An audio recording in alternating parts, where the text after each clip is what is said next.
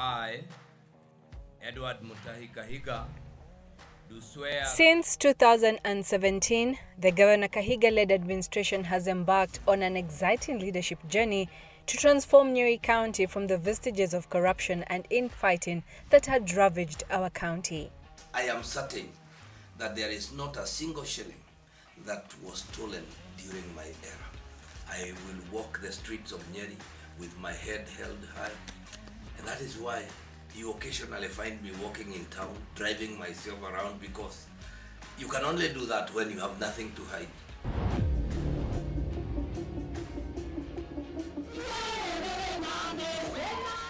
So far, remarkable success has been achieved through his leadership, which has restored the glory of Nyeri from position 47 to becoming the best county in Kenya, measured using multiple parameters and rewarded by institutions of repute like the World Bank, among others.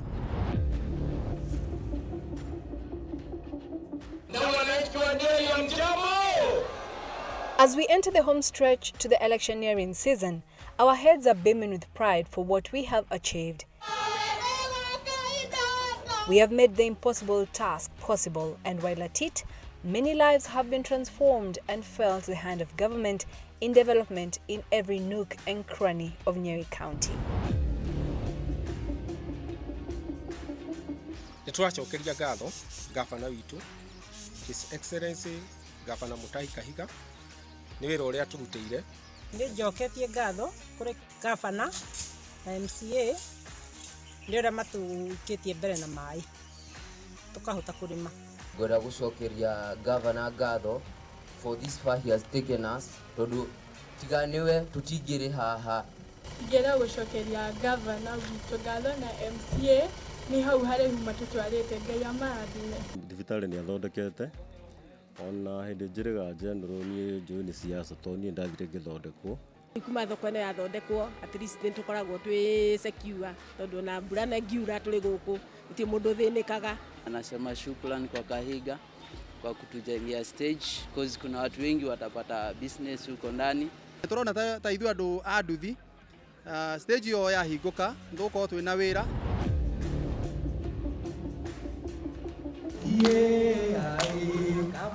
We have been thoroughly tested by the ravaging coronavirus pandemic, but we stood together during the worst spikes of the disease wave, and our resilience is paying off.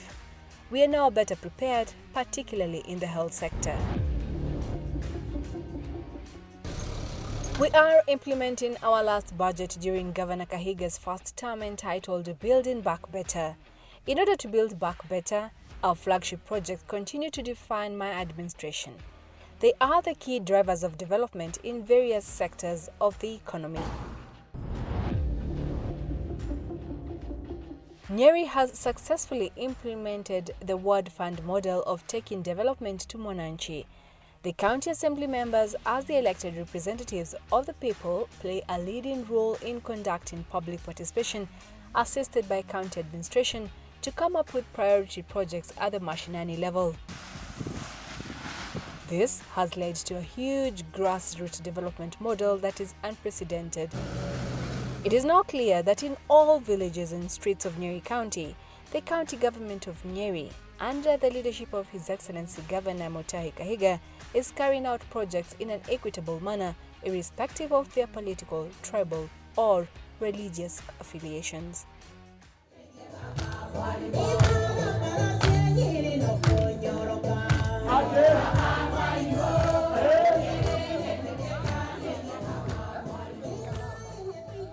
It has been a streak of wins. Nyeri County continues to bag commendable victories in a show of dedication and devotion through its leadership under the stewardship of His Excellency Mwalimu Mutahi-Kahiga. We have had to start from the basics because of really where Nyeri was. But out of all that, remember, after we did very well with the World Bank ratings, we were placed at number 2.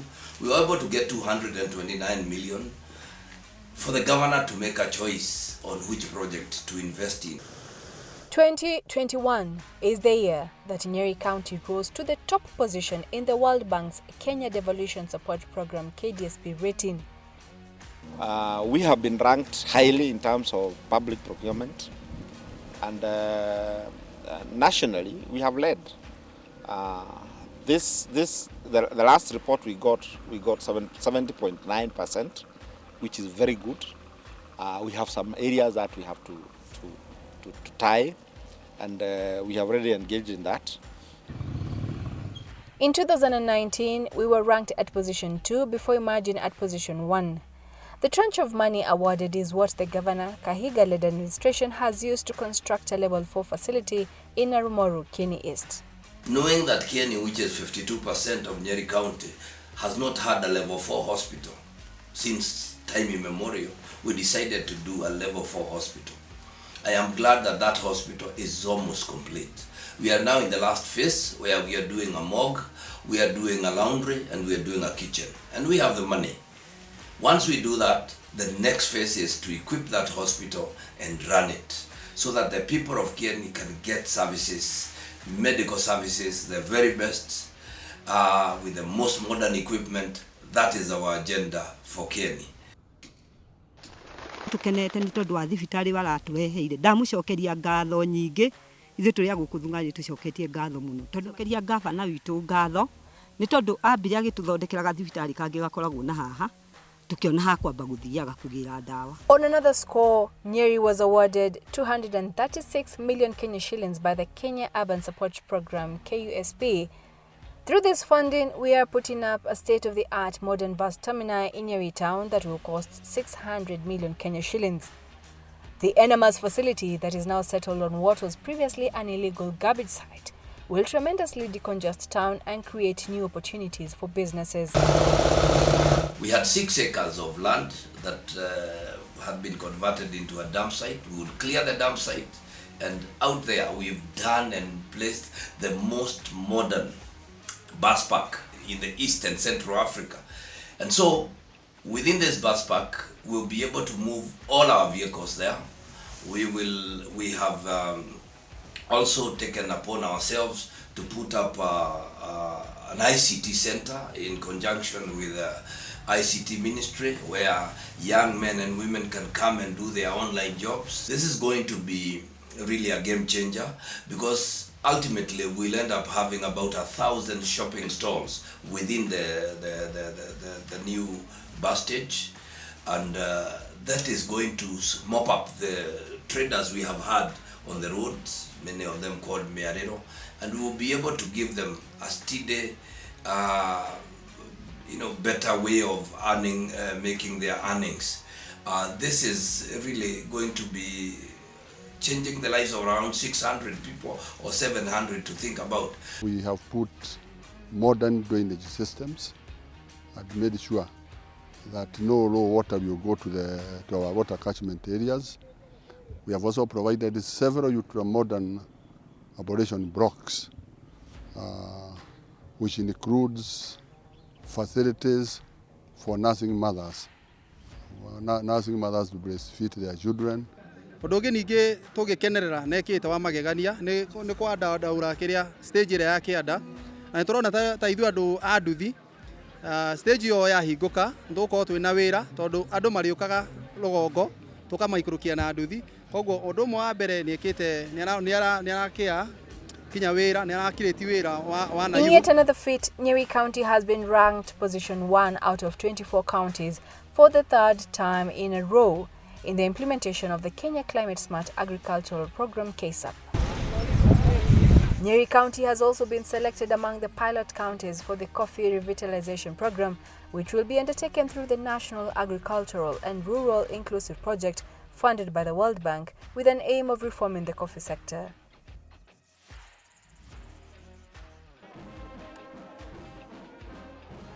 This is the year that, in partnership with the Nyeri County Assembly, Governor-Kahiga assented to the Nyeri County Flag and Other Symbols Bill 2020.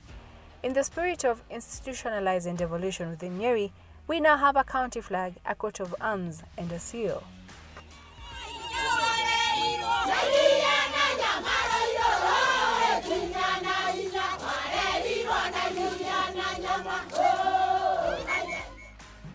And this strategy has already seen Kenyatta National Hospital establish an annex at Udhaya Hospital in Nairobi, Othaya Hospital in Nyeri, and I want to thank the Governor of Nyeri for seeing it fit to encourage this partnership.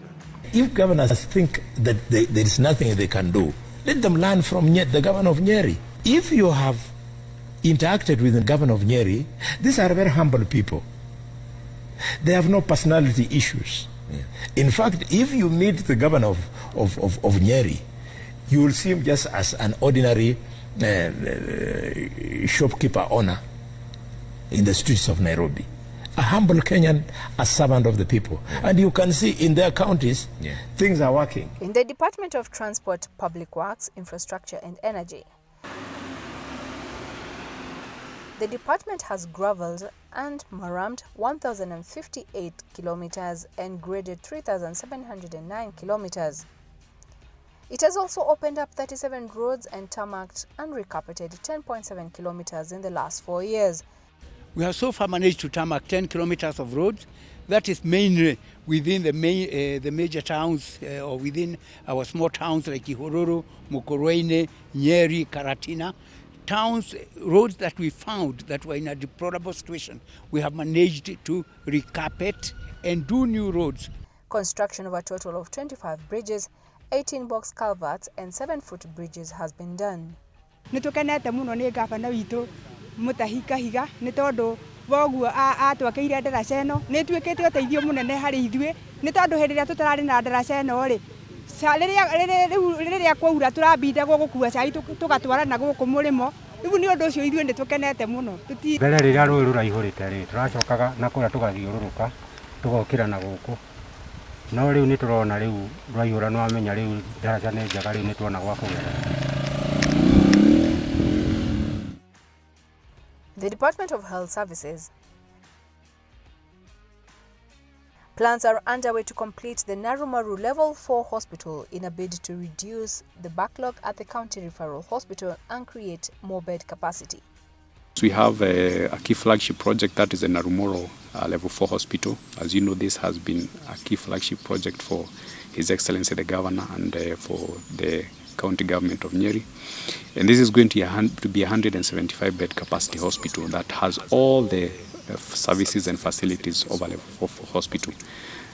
It has a casualty all the way. We had the first phase of this project done, and to date it's complete. So you're working on the second phase, which is basically we are going to have a mortuary and the other supporting services for a level 4 facility. And the bigger picture is that we'll be able to reduce non-communicable diseases, which is a big problem in Nyeri. The cancers, we have the diabetes, the hypertensions. Those are challenges, and really those that the professionals have told us that they are caused by the kind of lifestyle sometimes we have. So that's going to be our focus. We have installed high-capacity oxygen plants in our level 4 hospitals as part of the 125 million Kenya shillings for upgrading facilities across the county. The department also fully operationalized a HDU unit at CRH to cater for COVID-19 cases requiring specialized high-dependency unit services as one of the many measures in response to COVID-19 infections. Nyeri's health workers are aligned with our vision, and that is why there has never been a single strike from our unions. We have embraced a consultative leadership model in health. 198 health workers were recruited, additional 59 nurses and 6 medical officers as part of strengthening the existing workforce to match the current patient demand because of the Universal Healthcare Program. Key among areas of investment was to ensure that we train our healthcare workers in subspecialties that deal with non-communicable diseases. That is, we sent doctors, nurses, clinical officers for training on cancer, for training on diabetes, for training on hypertension, for training on mental health, among others. The other bit that we also ensured is we ensured that we created centers where we can deal with some of these diseases. The latest inauguration of the Nyeri Health Services Fund will help us solve the perennial shortages of critical elements like drugs and other supplies, even in the rural facilities. Governor wa guku Nyeri nĩarutĩte wĩra mwega nĩ tondũ koni ũrĩa hihi tũngĩroka tũkaga tũngĩtũmĩtwo kũndũ kũnene makĩria ya gũkũ. Ũguo Ngai wa moyo aromũrathima na amwĩke wega na akĩrĩrie gwĩciria andũ ake na makĩria andũ a bũrũri tondũ ithuĩ tũtirĩ atĩ tũrĩ a Mũrang'a na agetĩkĩra tũtungatwo na nĩtũtungatĩtwo na ũtungata wa mwanya. Numerous renovations have also been done in various health facilities, including renovation works, and that is phase 2 of the Nyeri County Referral Hospital Outpatient Block, MCH and Maternal Child Health and Casualty Laboratory, Pharmacy Block, Gender-Based Violence Block, and renovation of the mortuary. Construction of a drugstore, newborn unit, and a new modern ablution block at Karatina Sub-County Hospital. Construction of a house for medical waste management equipment at the Nyeri County Referral Hospital. Partitioning of the newborn, labor ward, and theatre recovery room in Mukurweini Hospital, as well as construction of an isolation ward at Mount Kenya Level 4 Hospital. The leadership of His Excellency Mutahi-Kahiga established an isolation unit. This is the facility that has been handling COVID patients. So we've not had any challenge on matters COVID because within this facility we have an isolation unit that can handle any diseases of that nature, of the COVID nature. We have an oxygen plant. Right now we are doing we are establishing a bulk storage for oxygen. So meaning that this is basically a state-of-the-art facility when it comes to that, to matters of isolation. We are also, as part of transiting now from COVID to other areas, we are also transiting to making this an amenity facility. And the thinking about amenities, there are those patients in Nyeri who probably they don't want to go to the private or the faith-based facility, but they want a facility where probably is in between. So they were under the guidance of the county leadership. An amenity unit has been established in Mount Kenya and launched by His Excellency the Governor. And basically that is what, right now, even the patients who are being admitted at Mount Kenya, quite a number of them, they are able to get that kind of care.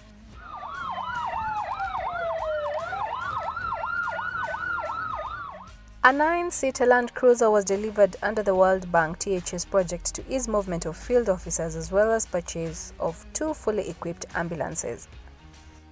Yeah, we really appreciate that now we have these 2 very new modern state-of-the-art ambulances, especially now during this COVID time. They come in very handy, at least in the transport of our very, very sick patients. They are well equipped, they have oxygen, you can nebulize a patient. In a workable health system, you have to ensure that there is a very strong linkage between the primary healthcare and, of course, the tertiary level healthcare. Because even as we invest in hospital, you have to ensure that our dispensaries and health centers are well invested into. So during this period, of course, we also opened some new facilities. We opened the likes of Karagoto Dispensary, the likes of Gaikoyo, which was just opened the other day, the likes of Mugonda Maternity Clinic, in the spirit of establishing the model health center. One of the facilities that during this period was also, it more or less, there was a lot of investment into it, was a Zaina dispensary. Initially it was just a small dispensary, but right now we have a state-of-the-art health center. And in the spirit of also creating model health centers, this is one of those facilities that we look towards ensuring that we invest more so that it can even be it can have lab, it can have a very functional lab, and can have, because it has sufficient room to ensure that it can handle clinics, whether it is specialized clinics. So there's a facility that we are gradually investing to ensure that then in time to come it can even be one of the model health centers, because it has the infrastructure, it has a space, and especially on matters, we just need to identify certain areas. Especially we can agree that within that ward or within that sub-county, that this will be the facility that will be handling maybe diabetes or some of these NCDs. So that is one of the areas that we are looking at. We have Ihororo Rehabilitation, that is a 100-bed capacity unit.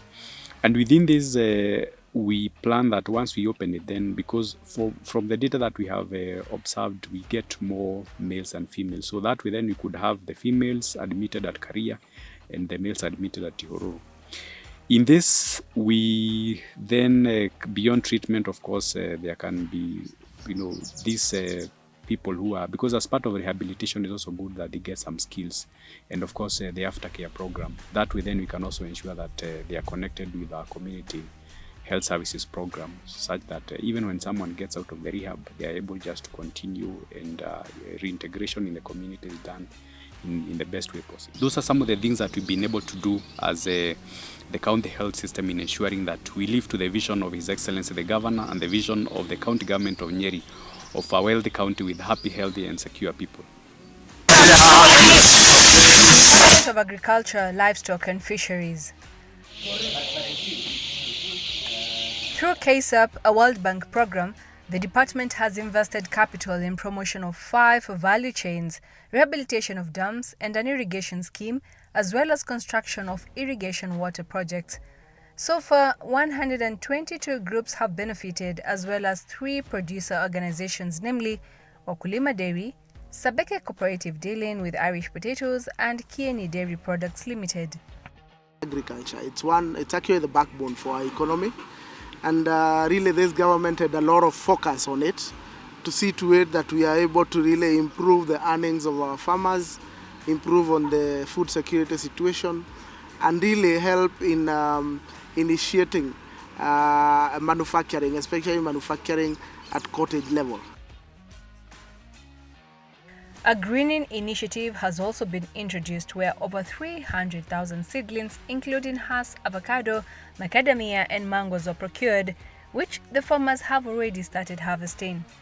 Tulipewa avocado na His Excellency the Governor wa Nyeri, na ambazo sasa ndio tunaendelea kulima.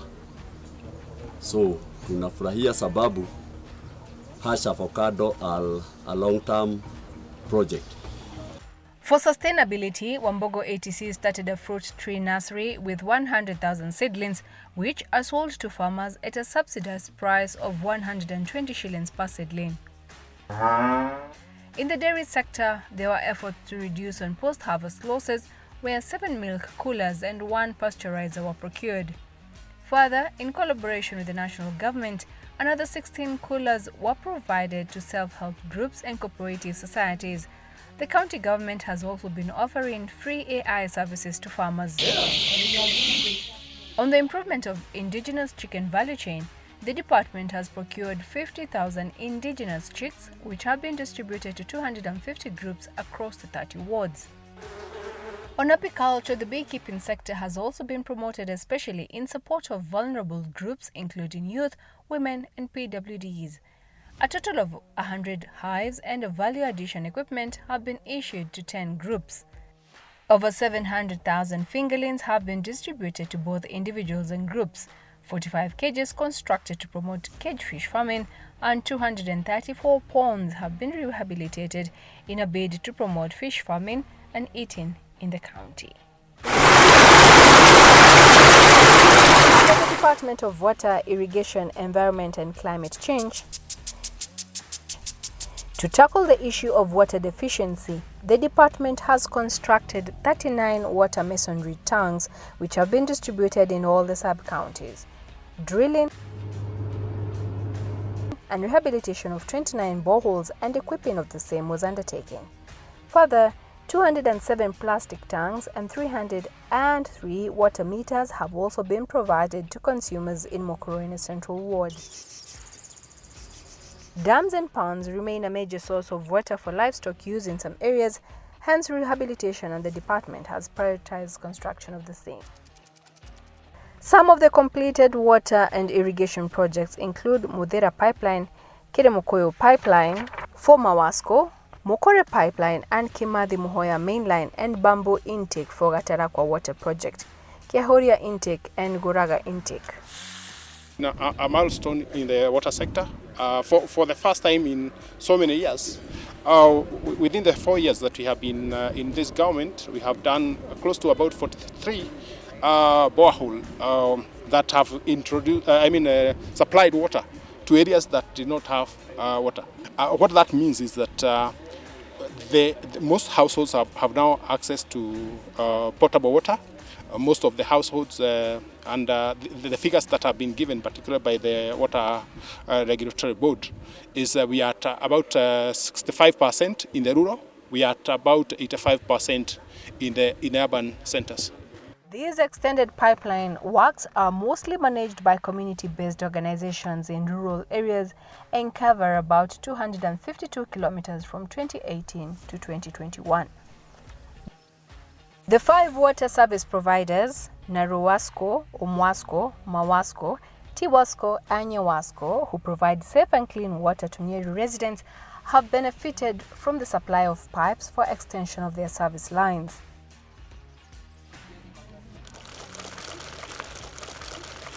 Department of Education and Sports.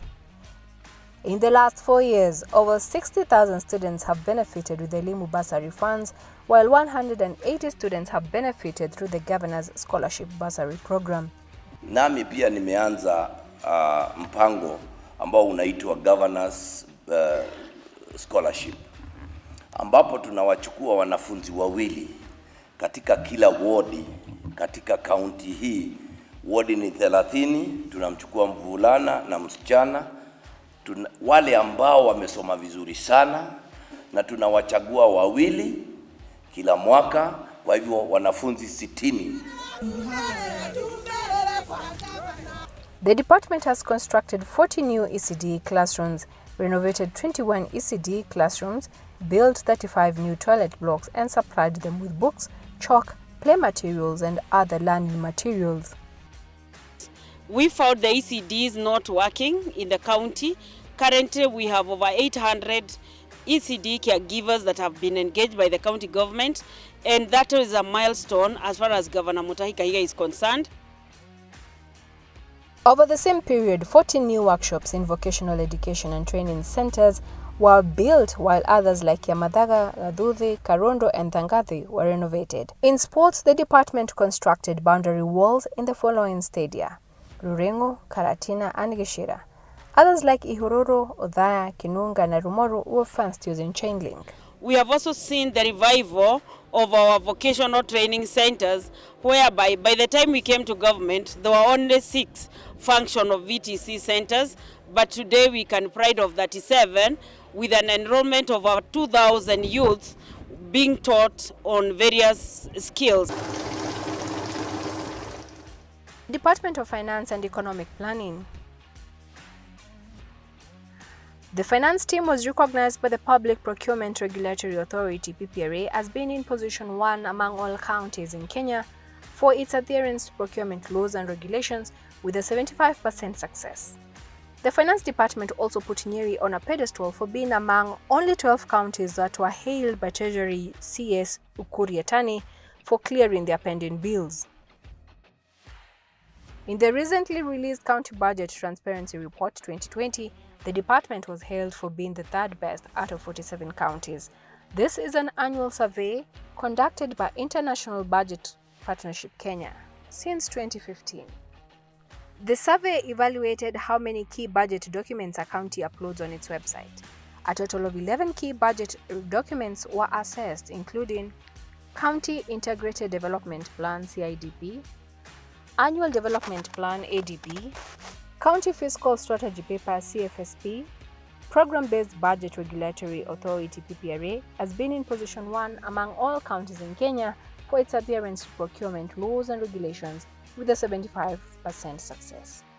Nyeri has been ranked highly in terms of public finance management, and this has been witnessed in the type of audit reports that we have received.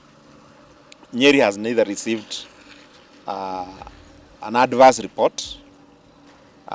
So basically we have been tying to what we call a qualified report, which is basically a good report. Under the Department of Trade, Tourism and Cooperatives, the department has improved the trading environment by constructing 43 new markets and 180 stalls. In 2018-2019, Nyeri County Enterprise Development Fund was allocated 30 million Kenya shillings and has already been disbursed to entrepreneurs. The fund has created employment through business expansion, technology acquisition, and asset financing. Fanya kazi ya kusiaga uga Ogagu inaitwa Sauti na Kisiagi inaitwa Sauti Millers. County government na Governor Kahiga, hii pesa tuseme ndio ile tunaweza sema ni pesa imefika mashinani, sababu imekuja kwa wale wafanyabiashara wadogo na sana sana kwangu nasema shukrani. Hii pikipiki imenisaidia mambo mengi. Ukiangalia vizuri unaona mimi ni mkulima, nimefunga ng'ombe wengine, imenisaidia kunipeleka kwa kazi zangu na pia kupata pesa wakati siyuko kazi. Nashukuru county government of Nyeri and the governor of Nyeri County, that is Kahiga. What we should notice that we have a governor who is thinking about us each and every time for the youths. With our governor, we can't just go and reward. We are aware this fund has been ongoing since 2018, and we have so far lent over 120 businesses in various sectors. Kutoka kwa Enterprise Development Fund ambayo nitashukuru Nyeri County Governor Mr. Kahiga, niliweza kuimport mashine ambayo sasa inatoa mafuta. Niliweza kutoka kwa kamashini kadogo ambako kalikuwa hakatoshelezi mafuta na nikanunua mtambo mkubwa. In fair trade practices and consumer protection, the department has continued to fulfill its mandate through the Weights and Measures Unit by ensuring continuous verification of weights and measures equipment and issuing of certificates. The Tourism and Culture Unit has mapped over 30 heritage and tourist sites in partnership with the National Museums of Kenya (NMK) as a measure to safeguard and protect cultural property as well as promote them as heritage tourism products for increased economic growth. The county has also undertaken the development of tourist sites by constructing the Wangari Maathai and Dedan Kimathi monuments to celebrate local heroes and heroines and promote heritage tourism. In the Department of Gender, Youth and Social Services, the department acquired 2 modern state-of-the-art fire engines at a cost of 100 million shillings in order to strengthen the disaster fire response. 4 water hydrants have been completed while other 4 hydrants are complete to boost disaster management. Every sub-county we have a hydrant. So kama tukienda Kiganjo ama Karatina, hapo ndipo tunashukuanga maji. So that one inatusaidiaga sana to reduce the response time. There is also a memorandum of understanding with St. John Ambulance Kenya in order to enhance the county's disaster and emergency management services. The contribution of partners is invaluable, and my government will continue to strengthen and encourage these collaborations and partnerships for the purposes of realizing synergies, providing linkages, trust will and goodwill. The St. John's Ambulance has remained true to its sole purpose of saving lives by providing first aid to the wounded and training communities to cope with emergencies and building resilience of the vulnerable groups. The county government has also procured combat gear for 30 firefighters to safeguard their well-being and has continuously trained them through partners such as the Africa Fire Mission. 2 new modern social halls, Kariki and Muruguru, which can hold up to 500 people per sitting, have been constructed, while Chinga and Moiga community halls have been renovated. The Department of Gender, especially the units, only had 1 functional fire engine, and the working environment of our staff was not conducive. And what the governor did once he took over, he made sure that he procured 2 state-of-the-art fire engines, which have really helped us, and especially when are responding to disaster. In partnership with Coca-Cola Company through Almasi Beverages, the department competitively recruited 150 youth to benefit from the Kuza Kazi Youth Empowerment Program. In this program, the youth are trained in entrepreneurial and financial management skills, as well as provided with merchandise to be part of the company's retail network. Kama mimi ni lose job over this COVID pandemic. Sasa haijakuwa rahisi na maybe wengine hawakuwa na kazi, but thanks God umetufikiria. Asante sana Coca-Cola. Watu wanafikiria youth. We are there tomorrow. Tutaacha kutegemea wazazi sana and all will be well.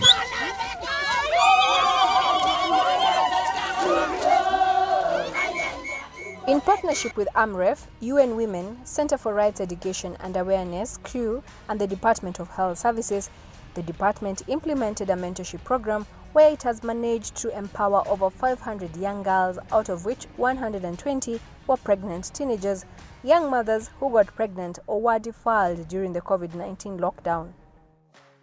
Under the Department of County Public Service and Waste Management, so we now officially declare the fourth internship program officially launched. County government started an internship program in the year 2018 with the objective being to provide young graduates with a one-year experience in their field of specialization. I happened to be the president of the third cohort of interns in this program, this internship program, initiated by His Excellency Mwalimu Kahiga.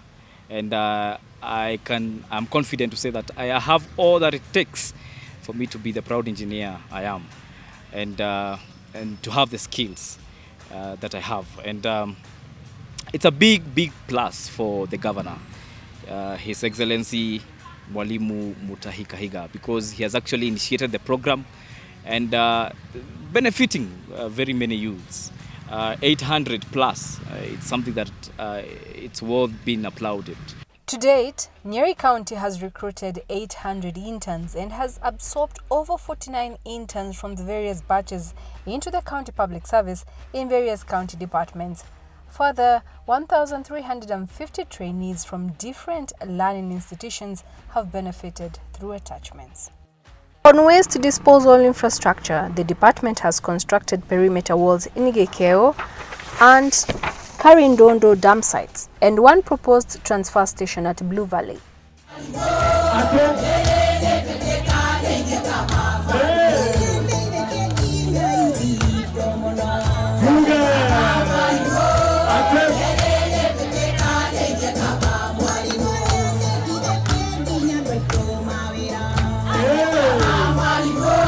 To you wonderful people of Nyeri, number one, I really appreciate the opportunity you gave me. We believe now that we have done the basics, we have laid the foundation, we have worked on the infrastructure, then we can only build on that as we focus towards the very next phase. So mine is just to say, the people of Nyeri, we have walked a journey together, we have not let you down. It's time to now give us a new term so that we can complete that which we intended to do for this mother county of ours.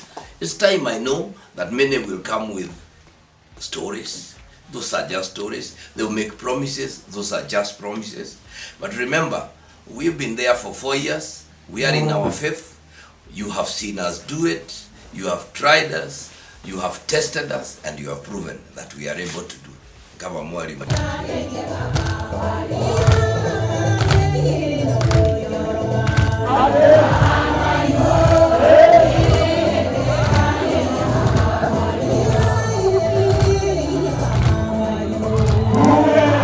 This report has been compiled by the Governor's Press Unit.